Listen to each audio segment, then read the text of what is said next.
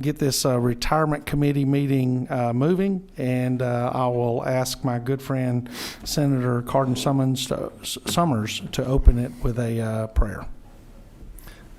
Pray with me, please. Dear Lord, as we come to you again today, we ask for your continued guidance, your continued blessings, and we ask you to always give us the wisdom to know that we're doing the right thing for the state of Georgia and the people of Georgia. In Jesus' name, amen. Thank you, Senator.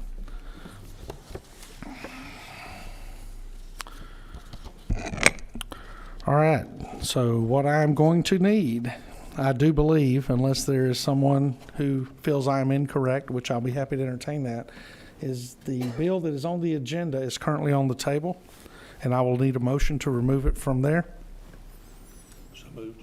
I have a motion to remove House Bill 824 from the table. Is there a second? I have a second. Any discussion? All in favor of moving this House bill from the table, please signify by raising your right hand. Please let the record show it's unanimous. Okay, Representative Cantrell, I appreciate you coming back. I appreciate your patience. I did not realize what a important or touchy piece of legislation that you had reached out to us and contacted us about. And even though I know there are a lot of jokes and comments around the Capitol anytime we discuss legislative pay, legislative retirement, or something like this, it takes a certain level of backbone, if you will, of intestinal fortitude to ask these questions, because courage is also one of those. I was trying to avoid that. Yes, we did. Yes, we did. But I think it is important to discuss. And so I've been lobbied over the weekend by former legislators and leadership within the General Assembly. So we're encouraged to finish up this process today in either direction. I know we had a motion due pass last session, and it ran into a little bit of a problem without a second. But in this case, if you would briefly go over the bill again, and any actuarial information that you may have. And Jim, if you or Kelly would love to discuss any impacts, positive or negative, that this may have, I think that information would be greatly appreciated and beneficial to the committee. So, Mr. Representative, we yield to you. Okay, I don't want to repeat too many things, so I'll try to be very brief, but I think I told the committee my heart behind this legislation was the fact that I'm not going to be here. I'm not running for re-election. And when my first year in 2015, I made a commitment that my last session in the General Assembly, I would at least attempt to address some of the pay issues and the retirement account. So this bill, 824, it addresses the fact that we've overfunded the legislative retirement system for well over 20 years. In the current system, there's a disparity between our contribution, which is tied to a percentage of our salary, and our benefit, which is fixed. So in other words, our contribution continues to go up, but our benefit remains the same. 824 would convert us to a fixed contribution with a fixed benefit. Currently, legislators pay $123 a month with a $36 per month per year of service benefit. If we do nothing, because of the $5,000 raise that's in next year's budget, our contribution next year will go up to $158 per month, while our benefit will remain the same at $36 per month per year served. Under 824, our contribution would go to $165 per month with a fixed benefit of $50 per month per year served. So the contribution would be fixed at $165, and the benefit would be fixed at $50 per month per year served. We currently overfund at 128%. If we pass 824, we will still overfund, but we'll be at a little bit lower rate of 123%. So the solvency of the LRS is not in question. We'll continue to be overfunded. It's a modest proposal that ensures the long-term success of our retirement system for legislators, while at the same time it provides a little more equitable formula in return to retirees. This is our dollars. There's no state dollars involved in this proposal. No additional contribution from our employer, the state, is involved. So no taxpayer dollars, no budget dollars involved in this proposal. Any questions from any committee members? Yes, ma'am. Thank you very much, Mr. Chairman. Thank you for bringing this. I think the last time I jumped right quick to say do pass, and I was not just thinking of myself. I know you would think that, but I've been asking questions about this. Is there any reason why the past legislators are not in this package? I understand that every time that it has been done, that past legislators are in there. So is there, I've tried to call lead council, at least I talked with them, to see if I could amend this, I'm going to ask the chairman, to say past, current, and future members of LSS. Yeah, we didn't include past members because of the solvency issue of the LRS, because you'd then be adding a big lump sum of money from people that no longer serve that would, maybe our friend from LRS could speak more to this, but we wouldn't be overfunding at 123%. I don't know what that number would look like, or if we would even be overfunding at all. And then you might be bringing in taxpayer dollars and a more of a match from the state in order to keep the LRS solvent. I haven't run those numbers, but I think they would be in question if we were to bring in past members. But I've had the same question. Oh, thank you. And I think, Representative, correct me if I'm wrong, the actuarial study that you had done on this is strictly for current legislators. And when I say current legislators, I'm including the Speaker of the House. The Correct. Speaker of the House is a representative elected as yourself. Correct. It's just once he or she comes into this building, the majority caucus in the House determines who the Speaker is going to be. Is that correct? Well, actually, the majority of the entire Right. body determines who the speaker is. Right. So not to diminish the responsibility of our current speaker, any other speaker, but when we boil everything down, it is a representative Correct. who has much greater responsibility than the other 180 in that body. Yeah, and so, if you see on the chart there, his annual salary is much greater, but his retirement is exactly the same as ours. So he makes roughly a little more than 5 times as much, but in salary, but he pays the same amount in retirement and has the same benefit as us at $17,000 a year. right, and in that, when he retires, is there a differential between what he is paid in his retirement as opposed to what a Yes. normal legislator? Yes, he And would would- you explain why there's a difference? Okay, well, he would have the privilege then of proportionally paying the amount of retirement that he would be paying if he was paying it on his entire salary, as opposed to just paying it on the 17 that he makes as a representative. So he makes 5 times as much. He would pay in 5 times as much to the retirement fund per month, and then his benefit would be proportionally 5 times as much upon his retirement. And you're saying 5 times as much because if HB 824 changes as the document that you have here from House Budget and Research, every state senator and every state rep who is not the speaker would be contributing $165 monthly to this benefit, but the speaker would be paying in $825. Is that correct?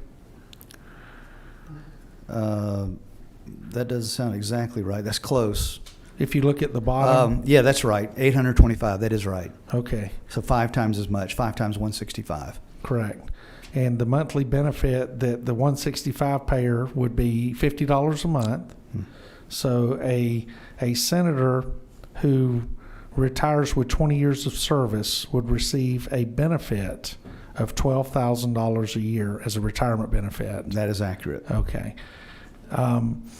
And let me ask you this question. If a senator is currently in office, have been in for, let's say, 18 years, this bill passes, the rates go up, they retire in 2 years, is their benefit still $1,000? It's for whatever the total amount of their service is. It's not just from this day forward. It'd be, if you're in already 8 years and you serve 12 more, you're going to get $1,000. Right, but if you're in 18 years It's going to be and you do 2 more, it's $1,000. correct. Okay. And that was a point I want to make sure we're being as transparent as possible as we go through this process. Right. Because again, like I said, it takes some intestinal fortitude to bring this type of legislation forward, and It we have does. to be willing, once we pass it or once we do not pass it, to be able to stand in front of whichever group we have to stand in front of and be able to articulate exactly what we've done. Correct. One thing that I don't think I ever mentioned and hasn't been mentioned is that the presiding officer would have to serve a minimum of 6 years as the presiding officer to be eligible to get this kind of benefit. Okay, and is that in the legislation? It is. There. What line is that, if you would? Oh gosh. And didn't we bring it got a up few here, minutes. Yep.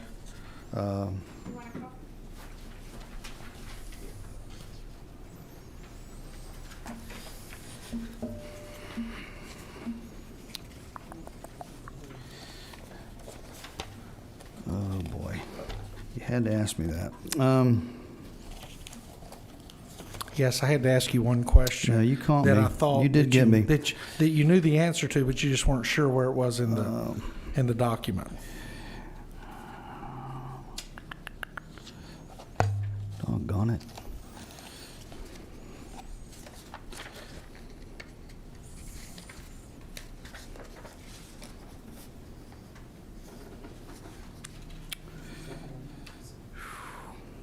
Golly, I don't see it here. Okay. So Well, let me do this. that's on the report from the House Budget and Research Office, Okay. and I should have been more thorough. Chairman, you owe us no apology for that. Jim, do you mind coming forward, and we'll do the whole Bob Hope, Bing Crosby thing. Let you be the second part of this team. And Nobody wants to hear me sing. yeah, actually, I think there were people that would pay to hear you sing, and I think Kelly would probably kick in a little money herself to hear that. Something we could use for a long time. Jim, do you mind while we're looking for this to see if so or if not, would you mind giving us the opinion of the ERS, the non-political fiscal opinion of ERS on this legislation? With respect to the current question about the 6 years, that's not in the bill as it currently stands. Is that in the code as it stands already? No, there's nothing in code about. Okay, well, I'm the sorry I brought it 6-year up. requirement. That's not the case. And these types of utterances happen in committee meetings as we're trying to push it through. And I think what you have shown an example of is the energy that all of us tend to have when we get in front of committees and present legislation. And there's nothing wrong with that. Yeah. Yeah, and Chairman, I actually read it wrong now that I go back and look. It's just combining, like, Tell me what line you're on. I'm not on the line, but on the Okay. chart that I gave you. Yes, It's sir. basically giving you an example of somebody that served 20 years, and 6 years of those were as the presiding officer, what their benefit would be. I see what you're saying. So that's- Okay. that's my fault. So, no, you were just reading off the other document. And for the other committee members, if you look at the page that we received from House Budget and Research Office, and if you look on the left-hand column underneath where it says HB 824 changes, in the bottom line it says example member with 20 years of service, 6 years as presiding officer. So I'll ask Jim this real quick, Jim, and your understanding, if you do 6 years as presiding officer or 16 years as presiding officer, does the benefit change? Yes, it does. Okay. And now, would you explain to me the difference between the legislative side and the speaker side? Sure. Or, I tell you what, just give us your explanation of the legislation. Yeah, sure. The members of the Senate and every member of the House, except for the Speaker, would receive the $50 benefit for the period of time that they are in the legislature. The Speaker, during such time as he or she is the presiding officer, would receive the enhanced $250 per month benefit. So if you're talking about somebody with 4 years of regular House service and 16 years as the Speaker, 16 of those years would be covered at the $250 rate and 4 years would be covered at the $50 rate. And it would just fluctuate based on the relative proportion of Speaker service versus House service. Okay. And would you speak to, and like I said, and my fellow senators have said, we've been lobbied hard, and it's been brought to our attention that past legislators are not included in this, including past speakers. Would you agree that for us to attempt to do something like that at this point, it would require an additional actuarial study? It would certainly require an additional study. And the risk is, if anything, the study would either come back still zero because the plan would have enough funding, or in the worst case, it would come back with a cost, which would effectively doom that version of the bill. There's no making it less expensive. It is, in my experience, relatively unusual to have benefit provisions when they are improved impact all prior members as well. It does happen. The LRS is one example. Our public school system does that for some people, but most systems do not. What they have are COLA provisions. And so these COLA provisions, which are included in the legislative retirement system, would be the vehicle for providing post-retirement increases to most retirees in most cases. So while this would be a change for how we've handled the LRS in the past, it would not be particularly unusual to do this where we only increase the benefit for those who are active on or after a certain date. So do I understand what you're saying is if we want to come back and address past legislators, let's say next session, that gives us a 2-year session, it would be wise to go in and look at the COLA aspect of LRS as opposed to attempting to do anything in this particular piece of legislation today? Yeah, I mean, my first choice would be to use the COLA. There is a section in the in code which, prior to this particular iteration, would have allowed for prior members to receive enhancements to the multiplier. So that code section could be revised again to move them to $50 at a later time as well. Like I said, I would go with the COLA provision first.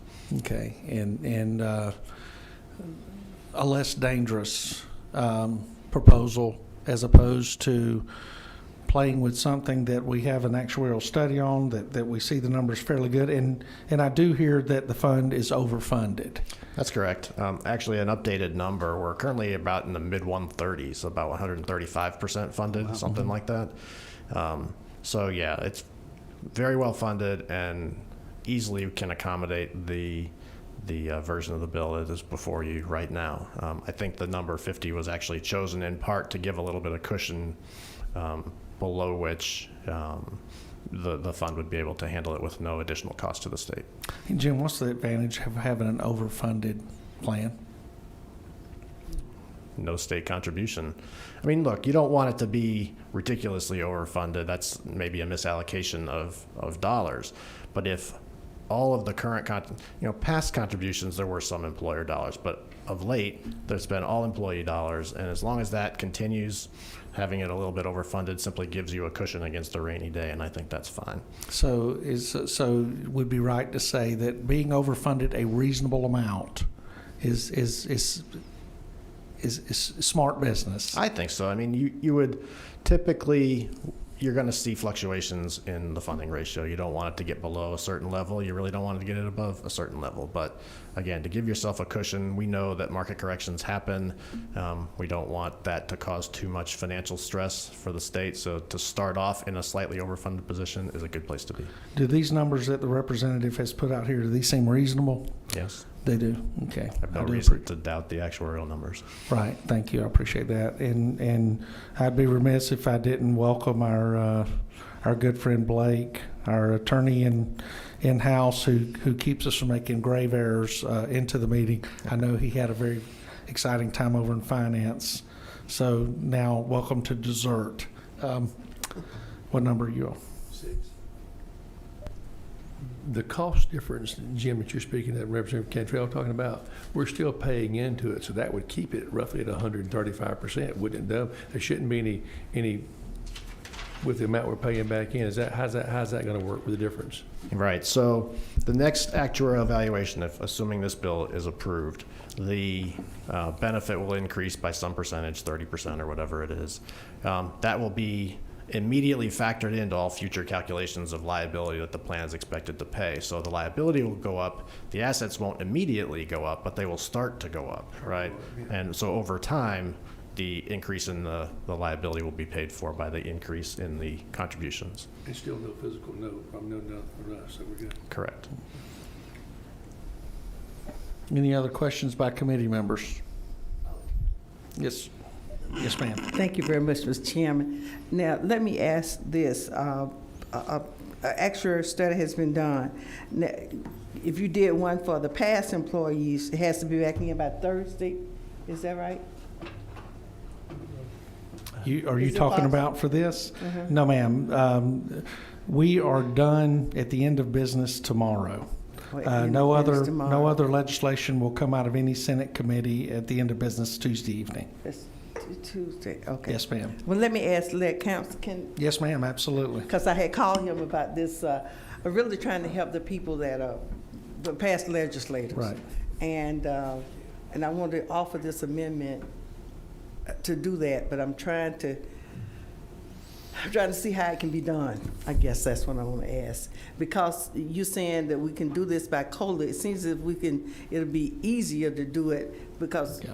it's hard to get you all to do. Now, hang on, just say, no, hang on, go ahead, ma'am. Okay, Sorry, go ahead. sorry, hard to get them to do what? No, I'm just saying to increase that. If we COLA, it looked like it would be easier for us to just put pass in Right. now. And- Is that, Well, I do, and I understand what you're saying now. I will give, I must give credit to Jim and Kelly and their team for the work that the COLA that we just recently put in, the opportunity, the mechanisms to give COLAs to employees was actually the brainchild and the work of that team. And so they understand the necessity of it. I think, and I absolutely, if the senator wants to attempt to make an amendment to this legislation, she's absolutely within her lane to do that. I would strongly encourage us to look at past legislators next session with a clean slate and look at attempting to adjust the COLA mechanism or formula that's within current law that relates to the LRS. And I think, Jim, in your earlier testimony, that's where you were saying that it would probably be the best place to go and look at that so that we could take care of all past legislators. Because I do have a question. I would love for someone, if they could answer it, and tell me exactly how many past legislators there are.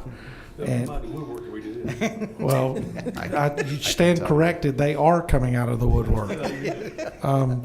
How they got my cell phone number, I can only imagine.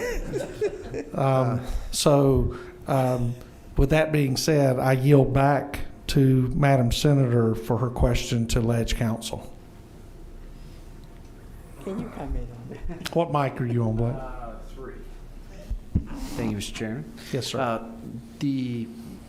So it sounds like this measure 824 would not impact former members of the General Assembly or current retirees.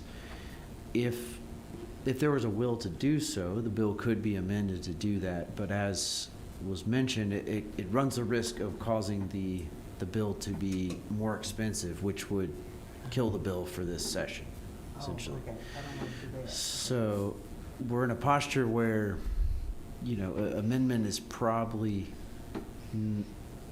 too late to get it, revise actual study, get it back, ensure that it's under the cap, and get it through.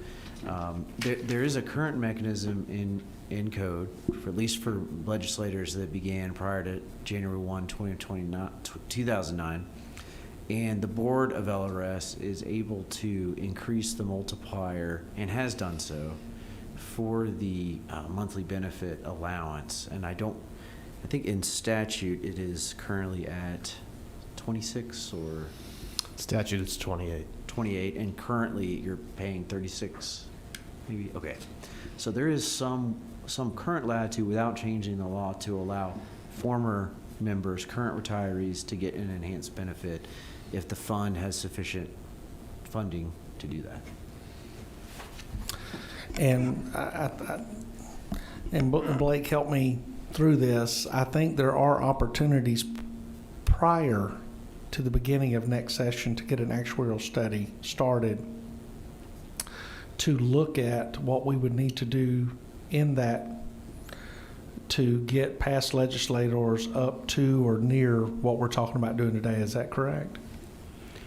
Where we could start researching and determining if the fund would sustain. Again, I think the biggest multiplier hurdle that we're going to have is determining how many past legislators we have, how many past speakers that we have that are still alive that could get from this. I'm sorry? Oh, I was just counting. Speakers? Well, if there's only two, then they've both reached out to me. I'm not sure. I'm not exactly sure exactly how many there are. The important thing is we know today there is one included in this legislation. Wow. Yeah. Any other questions for ERS? If we could get back focused on the question. Any further questions for the author of the bill or for our friends with LRS? Okay, is the will of the committee? And let me shut these mics down so I make sure I pick the right one. Microphone 5, Senator Davenport. Yes, again, Mr. Chair, I do pass. I have a motion from Senator Davenport, do pass. Okay, I have a second from Senator Cardin Summers. Discussion. Not hearing any discussion. All in favor of do pass on House Bill 824, LC number 432313, S as in Sierra. Please signify by raising your right hand. It is unanimous. And that being said, again, I do appreciate your hard work on this, and I will ask the legislator, who do you intend to carry this on the Senate side? I believe I'm looking at him. So, well, I would never ask one of my committee members to take the beating that is coming with this bill, so I will gladly carry Thank you, this sir. legislation Thank on you, the sir. Senate side. Thank you. Would you get $50?